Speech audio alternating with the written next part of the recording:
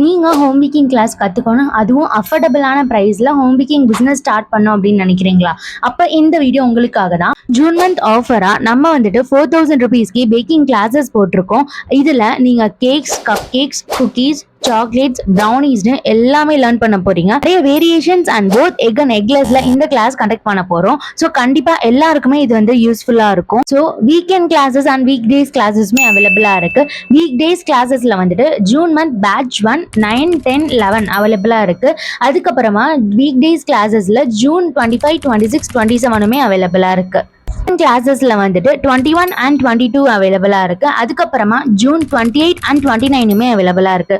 So உங்களுக்கு என்ன date உங்களுக்கு வந்துட்டு கன்வீனியன்ட்டா இருக்கோ அந்த டேட்டை நீங்க வந்துட்டு ஃபிக்ஸ் பண்ணிக்கலாம்.